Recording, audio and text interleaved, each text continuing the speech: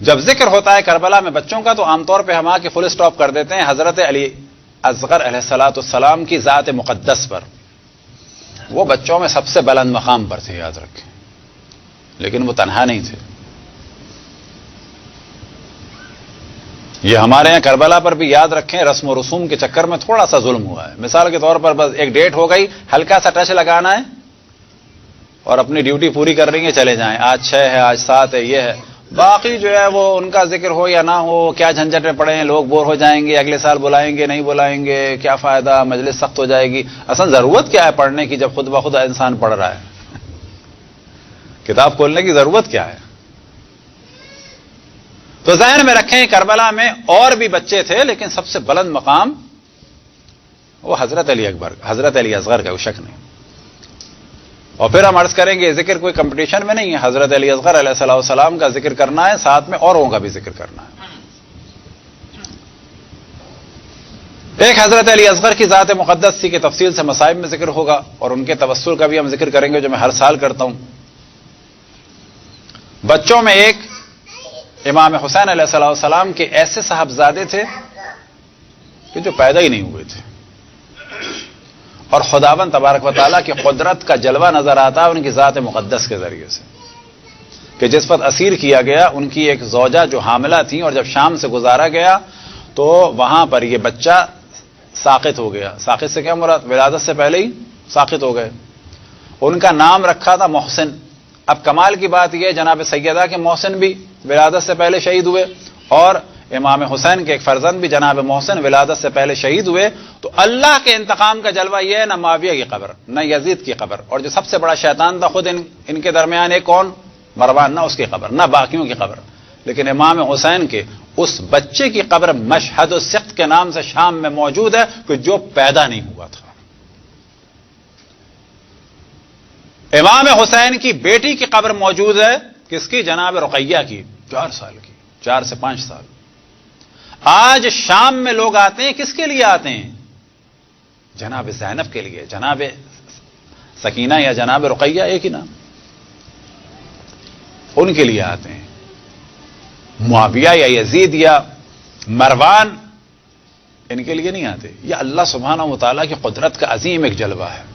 تو ایک بچہ تھا کون جو کربلا کے بعد شہید ہوئے؟ جناب محسن ابن حسین.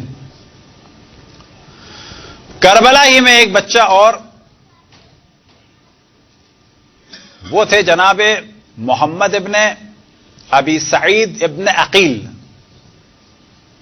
کہ جس وقت امام حسین کی شہادت ہو چکی اور خیمے جلائے جا رہے تھے تو ایک چھوٹا سا بچہ خیمے سے گھبرایا ہوا باہر نکلا اور گھبرا کے ادھر ادھر دیکھ رہا تھا. اور یہ بچہ تقریباً 5-6 سال کا تھا یا اس سے کچھ زیادہ، اور ان کا نام تھا محمد، اور وہ بیٹے تھے ابو سعید ابن عقیل کے، یعنی حضرت عقیل کے پوتے تھے. اور وہ گھبرا رہے تھے اور کچھ خواتین نے پکڑنا چاہا، اتنے میں ایک شخص نے جو ہے وار کیا اور وہ بچہ وہیں ختم ہو گیا. عصر عاشور جب خیمے جلائے گئے تو امام حسن کی نسل سے 2 بچیاں، ان کی اپنی بیٹیاں نہیں ہیں کیونکہ اپنی بیٹیاں 3-4 سال کی نہیں ہو سکتی، ان کی نسل سے 2 بیٹیاں، ایک ام الحسن اور ام الحسین، یا ام الحسن یا ام الخیر. یہ 2 بیٹیاں تاراجی خیمے کے وقت یہ بچیاں شہید ہوئی. حضرت عقیل کی صاحبزادی جناب عاتکہ کہ جن کو امام حسین نے سفر میں تسلی دی تھی اور ہم نے اس دن بھی ذکر کیا تھا، وہ تاراجی خیام کے وقت شہید ہوئی، تازیانوں سے جل کے، گھوڑوں کی ٹاپوں سے. 2 بچے کہ جو شام غریبہ میں ملے اور انشاءاللہ اگر زندگی رہی تو شام غریبہ میں ذکر کریں گے، وہ تھے جناب مولا امیر المؤمنین کے 2 نواسے، جناب ختیجہ بنت علی کے بیٹے اور جناب عقیل کے پوتے عبد الرحمن ابن عقیل کے بیٹے. یعنی جس طرح سے حضرت عقیل کی شادی ہوئی تھی حضرت رقیہ بنت علی سے، تو عقیل کے بھائی معذرت جس طرح سے مسلم ابن عقیل کی حضرت مسلم ابن عقیل کی شادی ہوئی تھی رقیہ بنت علی سے، اسی طرح سے شادی ہوئی تھی عبد الرحمن ابن عقیل کی حضرت ختیجہ بنت علی سے. ختیجہ بنت علی کے 2 بچے تھے، سعد اور عقیل. یہ دو بچے غائب ہو گئے تھے، مل نہیں رہے تھے، کس عالم میں ملے جناب زینب اور جناب ام کلثوم کو تفصیل سے بیان کریں گے۔ آپس میں لپٹے ہوئے تھے، بیابان میں جو پودے ہوتے ہیں جن کو کہا جاتا ہے مغیلان کی جھاڑیوں میں ایک دوسرے سے لپٹے ہوئے تھے۔ جناب زینب اور جناب ام کلثوم کو خوشی سی محسوس ہوئی ہوگی، ظاہر ہے کہ بچے زندہ ہیں، اور نہ جناب زینب اور جناب ام کلثوم اور کو خوشی سی محسوس ہوئی کہ چلو جی بچے زندہ ہیں۔ ان بچوں کو اٹھانے کے لیے ہلکا سا ہاتھ لگایا تو پتہ چلا کہ نہیں، یہ دم نکل چکا ہے، ایک جانب گر گئے۔ پھر ان بچوں کی لاشوں کو اٹھا کے لائے، اسی جانب ماں جناب ختیجہ بنت حسین پریشان تھیں۔ اب ان کے ذہن میں آیا ہوگا چلو دو بچے آغوش میں، لیکن یہ دونوں مر چکے تھے، شہید ہو چکے تھے۔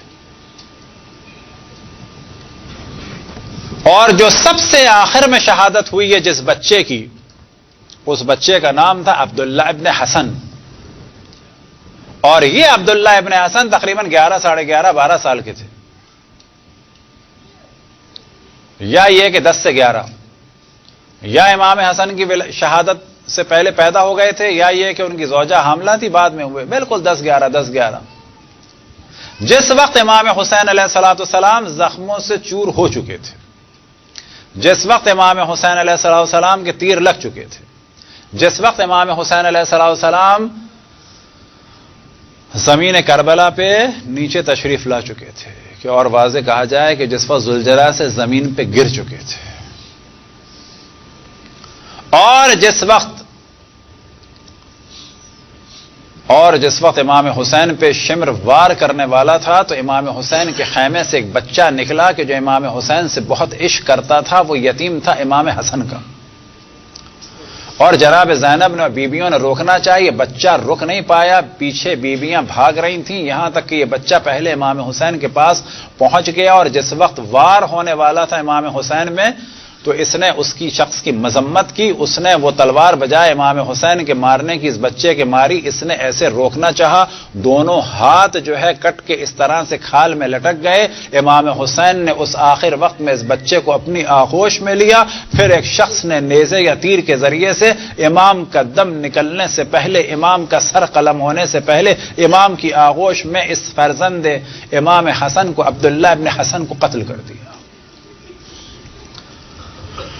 اجرکم اللہ۔ لیکن جو ایک سب سے مظلومیت تھی امام حسین کی کہ دشمن بھی کہہ اٹھا کہ حسین پر ظلم ہو گیا، وہ ذات جناب حضرت علی اصغر کی، اور جب بھی ذکر ہوتا ہے جناب حضرت علی اصغر کا، عام طور پہ آپ نے دیکھا ہوگا کہ ہم لوگ توسل کرتے ہیں باقی تمام معصومین سے، لیکن شاید حضرت علی اصغر کو ہم بچے ہی سمجھتے ہیں اور ان سے ہم توسل نہیں کرتے، جبکہ یہ جو مقدس ہستیاں ہیں، بچہ اور بڑا نہیں ہے۔ ایک واقعے کے بعد کہ ہم سب بھی ان سے اور اپنا تعلق مضبوط کریں، اور خداوند تبارک و تعالیٰ ان کو ہماری شفاعت کا ذریعہ بنائے، وہ ہمیں پل صراط سے عبور کرائیں۔ حضرت علی اصغر، حضرت آیت اللہ مرزا قمی کے، جن کا تقریباً 200 سال پہلے وصال ہوا، وفات ہوئی، دنیا سے رخصت ہوئے، قم کے بڑے مراجع میں سے تھے۔ ان کی قبر مطہر آج بھی حرم کے سامنے جو ایک قبرستان ہے جسے کہا جاتا ہے شیخین، وہاں پر ہے، اور ان کی قبر کی ایک فضیلت یہ ہے، کسی کی اگر حاجت ہو تو وہاں جا کے قرآن پڑھے تو حاجت پوری ہوتی ہے۔ اب ایسی ذات کہ جس کی قبر پہ قرآن پڑھ کے لوگوں کی حاجتیں پوری ہوتی ہیں، اور وہاں پر ہر وقت مجمع لگا رہتا ہے اگر آپ جائیں۔ وہ عام طور پر اپنے درس سے پہلے بعض دفعہ کہتے تھے کہ مصائب پڑھو، یعنی بعض دفعہ شاگرد دیکھتے تھے کہ استاد کہہ رہے ہیں کہ آؤ حضرت علی اصغر کے مصائب پڑھو۔ اب یہ بات شاگردوں کے لیے ایک عجیب سی ہوتی تھی، مثلا ہر کچھ دن کے بعد کہتے ہیں جاؤ اوپر حضرت علی اصغر کے مصائب پڑھو درس سے پہلے۔ تو بعض دفعہ شاگردوں نے سوال کیا، ایک دو شاگردوں نے سوال کیا کہ یہ آپ بعض دفعہ حضرت علی اصغر کے مصائب کا کیوں کہتے ہیں درس سے پہلے؟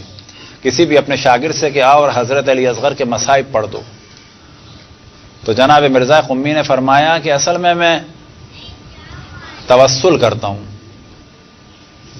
اب انہوں نے اور پوچھا کہ حضرت علی اصغر کے کیوں، باقی کے بھی تو ہیں؟ تو جناب حضرت آیت اللہ عظمیٰ مرزا قمی نے فرمایا کہ اصل میں جب میں ہر جانب سے شدید مشکلات میں گرفتار ہو جاتا ہوں، اس وقت پھر میں حضرت علی اصغر سے توسل کرتا ہوں۔